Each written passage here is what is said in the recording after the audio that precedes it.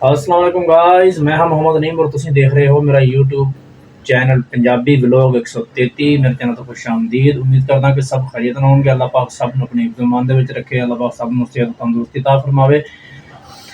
सुबह का आगाज़ हो गया जी, बहुत ही प्यारा दिन चढ़ चुक्या, लेकिन अज जिहड़ा ना ड्यूटी दे उत्ते सर्दी की वजह तो पहली दफ़ा पानी गर्म करके रखा कूलर दे विच। अज ते पानी भी असीं जिहड़ा ना चाह वांगू पी रहे हैं, ठंडा पानी पीता ही नहीं जाता। यह चेक करो जी, इतनी तेज़ हवा चल रही सर्दी दे विच, ते ठंड तो फिर होनी ही होनी है। पर अल्लाह पाक खैर करे, कोई मसला नहीं जी। अल्लाह पाक दे रंग ने, परेशान नहीं होना। जितने कोई 4 दिन सर्दी दे अच्छे गुजार लांगे, फिर वो अगे साडे वास्ते बेहतर रहेगा। चेक करो कितनी तेज़ हवा चल रही जी। मौसम का नज़ारा करना चाहते हो तो तुहानूं मौसम दिखावां फिर अज कि किस तरह है। तो अगे वांगू ही, लेकिन अज एक हवा चल रही देखना चाहते हो, दिखावां फिर। 1 2 3 ते रेडी गो।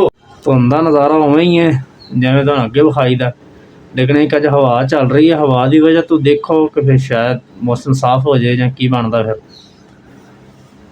जिहा परिंदे मतलब इन्हों असी तो कहने चील, कोई कहता है हिल्लां, कोई इन्हों बाज कह दिंदा, कोई शिकरे कह दिंदा, लेकिन बाज शिकरा शहीन नहीं है कोई। मतलब पंजाबी दे विच इन्हों कहने चीलां।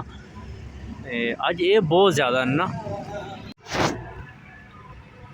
ते अज पता नहीं कोई सर्दी की वजह तो या की वजह है, लेकिन अज बहुत ज़्यादा ने। ते टाइम हो गया असर का, टाइम हो गया 4:30 हो गए ने, सूरज अज बिल्कुल नहीं निकलिया। वल्ला आलम कि अजय सर्दी ज़्यादा होने की वजह तो इंजॉय कर रही ने, या सर्दी की मतलब बर्दाश्त नहीं हो रही, तो एक ही मसला बर सुबह का ना। ये साहब के पिछे पता नहीं मैं कितने कितने तक भजया। वो हाँ जी, बंदा एक लै गया पुट्ठा चुक के।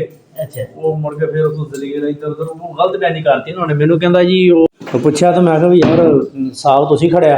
वो कहते भी सानू इस तरह उन्हें स्टैंड वाले मुंडे ने कहा भी यार वो ना दूसरा नाल दा जिहड़ा सी ना बंदा ड्यूटी वाला साडा, उन्होंने कहा भी ना तू अपना की नाम लेदा तेरा साहब आया पा तो तू लै जा। तो उन्हें मैनू कहता भी यार तू चुक ला, तो असीं चुक लिया।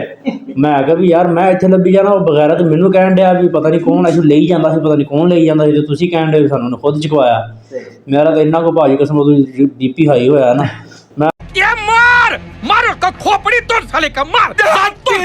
अज पता नहीं किन्ने अरसे बाद मेरा बीपी अज इन्ना हाई होया। मैं आखा भी मैनू कहता साग का मसला तो तू साग मैं तेन होर लिया दांगा सवेरे।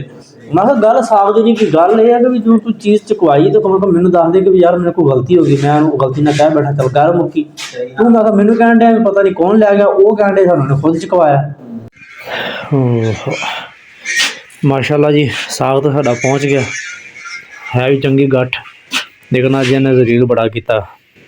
मतलब साग ने की करना, बंदे ने जलील किया। तो साग ने सानू ना जिन्ना साग का शौक सी, जितना ज़्यादा शौक सी उन्ना ही अज ना साग के पिछे भजना पिया, नठना पिया। बहुत नठाया इस साग ने, पता नहीं हूँ खाना भी नसीब होंगे कि नहीं। अल्लाह जिवें कहावत बनी होंदी है ना कि अल्लाह करे नसीब हो जाए, खाना पच जाए, हजम हो जाए सही। उन्होंने बेचारा मेहनत वाह की, बत्थ भी नाल लै आया सी। असल च गलत बयानी की इन्होंने बंदे जी। गाइस अज जो ना स्टोरी तो तुसीं सुन ही लई।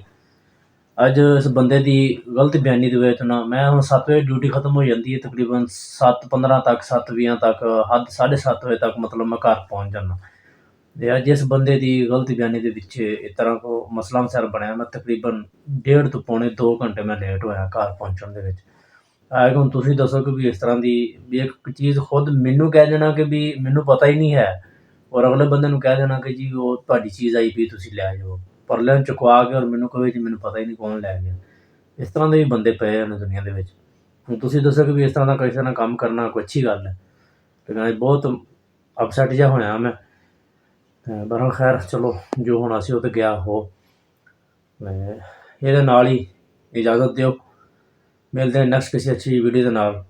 तब तक अपना ख्याल रखो, अल्लाह हाफिज़। एंड तक अगर वीडियो अच्छी लगे तो वीडियो लाइक कर दिया करो, या कोई अच्छा जा कोई कमेंट्स कर दिया करो वीडियो के मतलब। चैनल तो नवे होंगे तो चैनल को सबसक्राइब कर दिया करो, बैल आइकन पर क्लिक कर दिया करो। गुड बाय, अल्लाह हाफिज़।